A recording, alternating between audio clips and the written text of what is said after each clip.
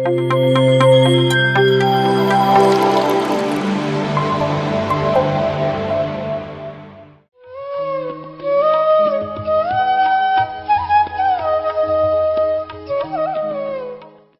ಹೆಸರು ಹೇಮಾವತಿ. ಎಲ್ರಿಗೂ ನಮಸ್ಕಾರಗಳು. ನಾವು ಬೆಂಗಳೂರಿಂದ ಬಂದಿದ್ದೀವಿ. ನಾನು ಯೋಗ ಅಲ್ಲಿದ್ದೆ. ಈ ಕೊರೋನಾ ಬಂದಾಗ ಮನೇಲೇ ಇದ್ದು ಬೇಜಾರಾಗೋದು.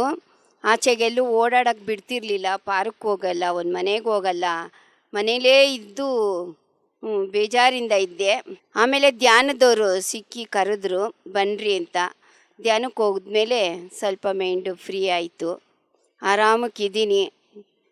ಚೆನ್ನಾಗಿ ನೋಡ್ಕೊಳ್ತಾರೆ, ಹೇಳ್ಕೊಡ್ತಾರೆ. ಲಲಿತಾ ಮೇಡಮು, ಹೇಮಶ್ರೀ ಮೇಡಮು, ಸೌಮ್ಯ ಮೇಡಮು ಎಲ್ಲರೂ ಚೆನ್ನಾಗಿ ಹೇಳ್ಕೊಡ್ತಾರೆ, ನೋಡ್ಕೊತಾರೆ. ಒಂದೇ ಮನೆಯವ್ರ ಥರ ನಾವಿದ್ದೀವಿ. ಎಲ್ಲೋದ್ರೂ ಚೆನ್ನಾಗಿ ನೋಡ್ಕೊತಾರೆ. ಇಲ್ಲಿಗೆ ಕರ್ಕೊಂಬಂದಿದ್ದಾರೆ ಕೋಲಾರದ ಹತ್ರ. ಇಲ್ಲಿಗೆ ಬಂದಿದ್ದೀವಿ. ಬಂದು 3ನೇ ಇವತ್ತಿಗೆ 4 ದಿವಸ ಆಯಿತು. ಊಟ ತಿಂಡಿ ಜಾಗ ಎಲ್ಲ ಚೆನ್ನಾಗಿ ನೋಡಿಕೊಂಡ್ರು. ಇಷ್ಟ ಆಯಿತು. ಅವರು ಅದೇ ಥರ ಇದ್ದಾರೆ. ಚೆನ್ನಾಗಿದ್ದೀವಿ. ಎಲ್ಲ ಮರ್ದಡೆ ಎಲ್ಲ ಧ್ಯಾನ ಮಾಡಿಸಿದ್ರು. ದೇವ್ರ ಹತ್ರ ಗಣೇಶನ ಹತ್ರ ಧ್ಯಾನ ಮಾಡಿಸಿದ್ರು. ಗಿಡಗಳ ಮಧ್ಯೆ ಧ್ಯಾನ ಮಾಡಿಸವ್ರೆ. ಮರ ಎಲ್ಲ ತಪ್ಕೊಂಡು ಅದಕ್ಕೆಲ್ಲ ನಮ್ಮ ಕಷ್ಟ ಹೇಳ್ಕೊಂಡು ಅದು ನಮ್ಮ ಹತ್ರ ಮಾತಾಡ್ದಂಗೆ ಎಲ್ಲ ಮಾಡಿಸಿದ್ರು. ಎಲ್ರಿಗೂ ಧನ್ಯವಾದಗಳು. ಎಲ್ಲರೂ ಚೆನ್ನಾಗಿರ್ತಾನೆ, ಅವರು ಚೆನ್ನಾಗಿರಲಿ. ಅವರಿಂದ ನಾವು ಪುಣ್ಯ ಮಾಡಿದ್ದೀವಿ. ಇಲ್ಲಿಗೆ ಬಂದು ಖುಷಿ ಆಯಿತು ನೋಡಿ ಎಲ್ಲ. ಧನ್ಯವಾದಗಳು. ಹಲೋ, ನನ್ನ ಹೆಸರು ಸಾವಿತ್ರಿ ಅಂತ, ಬೆಂಗಳೂರಿಂದ ಬಂದಿದ್ದೀನಿ. ಶಿವರಾತ್ರಿ ದಿನದಿಂದ ಇಲ್ಲಿ ಧ್ಯಾನ ಮಾಡಿಸ್ತಾ ಇದ್ದಾರೆ. ಧ್ಯಾನದ ಅನುಭವ ಆಗ್ತಾ ಇದೆ ನನಗೆ. ಈ ಧ್ಯಾನದ ಅನುಭವ ಪಡ್ಕೋಬೇಕು ಅಂತ ತುಂಬ ಕಡೆ ಎಲ್ಲ ಹೋಗಿದ್ದೆ, ಆದರೆ ಎಲ್ಲೂ ಸಿಕ್ಕಲಿಲ್ಲ. ಇದೊಂದು ಧರೆಗಿಳಿದ ಸ್ವರ್ಗ ಅನಿಸುತ್ತೆ ನನಗೆ ಈ ವಾತಾವರಣ. ಅಲ್ಲಿ Soumya madam, Hemashri madam, Lalitha madam ಎಲ್ಲರೂ ತುಂಬ ಪ್ರೀತಿ ವಿಶ್ವಾಸದಿಂದ ನೋಡ್ತಾ ಇದ್ದಾರೆ, ಯೋಗ ಮಾಡಿಸ್ತಾ ಇದ್ದಾರೆ. ಮತ್ತು ಇನ್ನೊಂದು ಹೊಸ ಅನುಭವ ಏನು ಅಂದರೆ ಟ್ರೀ ಹಗ್ಗಿಂಗು.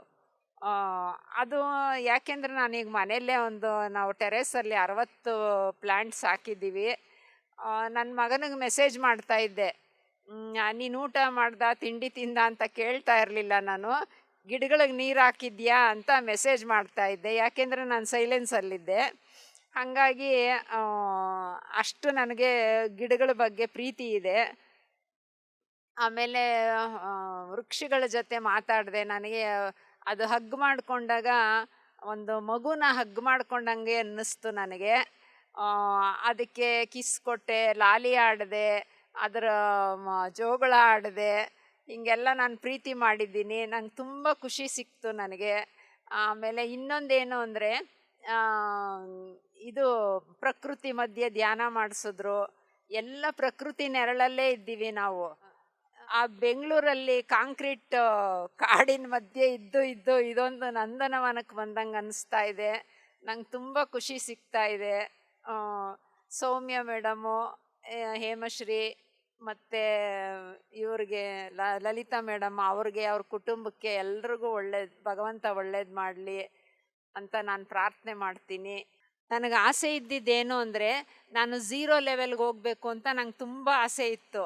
ಅದಕ್ಕೋಸ್ಕರ ನಾನು ಎಷ್ಟೊಂದು ಕಡೆ ಪ್ರಯತ್ನ ಪಡ್ತಾ ಇದ್ದೆ, ಆಶ್ರಮಗಳಿಗೆ ಹೋಗ್ತಾ ಇದ್ದೆ, ಅಲ್ಲಿ ಇಲ್ಲಿ.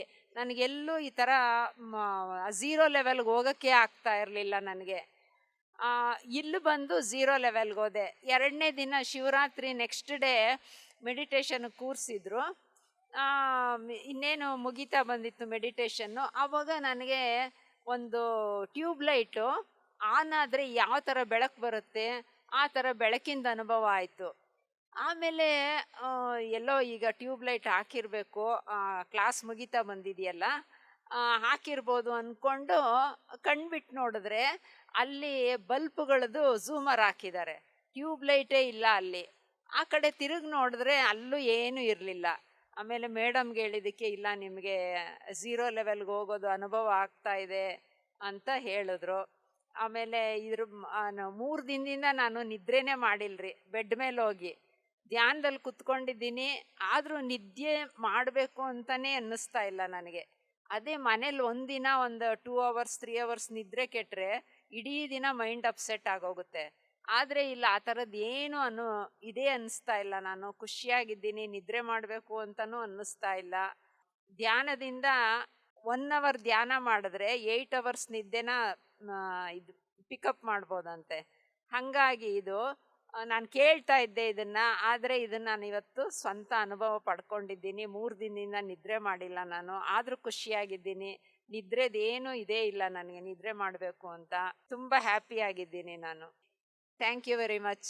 PMC ಕನ್ನಡ ಚಾನೆಲ್ ಅನ್ನು ಲೈಕ್ ಮಾಡಿ, ಶೇರ್ ಮಾಡಿ, ಸಬ್ಸ್ಕ್ರೈಬ್ ಮಾಡಿ ಮತ್ತು ಮಾಡಿಸಿ. ಎಲ್ಲರಿಗೂ ಧನ್ಯವಾದಗಳು.